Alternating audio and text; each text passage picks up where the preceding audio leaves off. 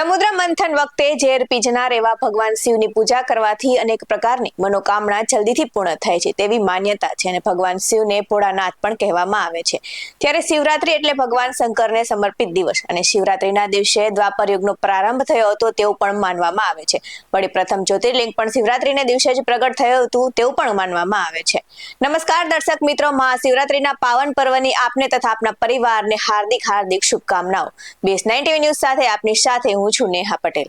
આ દિવસની પ્રતીક્ષા શિવ ભક્તોને આખું વર્ષ રહે છે ત્યારે મહાશિવરાત્રી હિન્દુઓ માટે એક મોટો પર્વ છે અને જેને ભક્તો ધામધૂમથી ઉજવે છે। ત્યારે ભક્તો તેમના આરાધ્ય દેવ ભગવાન શિવના આશીર્વાદ મેળવવા માટે ઉપાસના રાખે છે અને મહાશિવરાત્રીનો તહેવાર મહાવદ ચૌદસના દિવસે ઉજવવામાં આવે છે। ત્યારે આજે મહાશિવરાત્રીના પાવન પર્વે મંદિરો શણગારવામાં આવે છે અને ભાંગ પ્રસાદી રૂપે પીરસવામાં આવે છે અને મહાઆરતી પણ કરવામાં આવે છે। હવે પ્રશ્ન એ થાય કે મહાશિવરાત્રી શા માટે મનાવવામાં આવે છે અને આ દિવસે શિવ પૂજા શા માટે થાય છે ને મહાશિવરાત્રીને ભગવાન શિવ સાથે જોડાયેલી મહત્વપૂર્ણ ઘટનાઓ કઈ કઈ છે, ચાલો જાણીએ। શિવ પુરાણ અનુસાર એવું માનવામાં આવે છે કે મહાશિવરાત્રીના દિવસે ભગવાન સદાશિવ સૌથી પહેલા શિવલિંગના રૂપમાં પ્રગટ થયા હતા અને એવું પણ માનવામાં આવે છે કે આ જ દિવસે ભગવાન શિવનું જ્યોતિર્લિંગ પ્રગટ થયું હતું। તે દિવસે હિન્દુ કેલેન્ડર મુજબ ફાલ્ગુન માસના કૃષ્ણ પક્ષની ચતુર્દશીની તિથિ હતી અને આ કારણે દર વર્ષે ફાલ્ગુન કૃષ્ણ ચતુર્થીના દિવસે મહાશિવરાત્રી ઉજવવામાં આવે છે। તો પૌરાણિક કથાઓ અનુસાર મહાશિવરાત્રી પણ શિવ અને શક્તિનું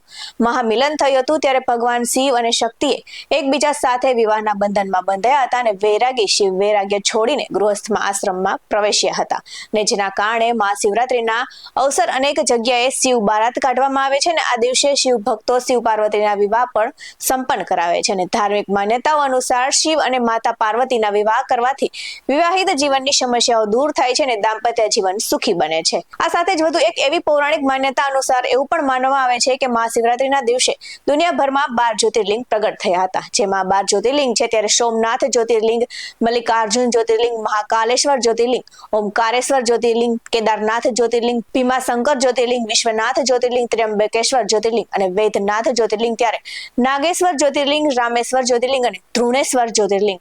આ મહાશિવરાત્રી આ 12 જ્યોતિર્લિંગના પ્રગટના ઉત્સવ તરીકે ઉજવવામાં આવે છે અને ભગવાન શિવની પૂજા કરવામાં આવે છે। આવા જ વધુ અહેવાલ સાથે ફરી મળતા રહીશું। તમે અમારી YouTube ચેનલને સબસ્ક્રાઇબ કરવાનું અને અમને Facebook અને Instagram પર ફોલો કરવાનું ભૂલશો નહીં। બાકી અવનવી અપડેટ્સ મેળવવા માટે આપ જોતા રહો BS9 TV ન્યૂઝ। અહીં આપવામાં આવેલી જાણકારી ધાર્મિક અને પૌરાણિક કથાઓ તેમજ માન્યતા આધારિત છે। BS9 TV ન્યૂઝ આવી કોઈ પુષ્ટિ નથી કરતું। નમસ્કાર।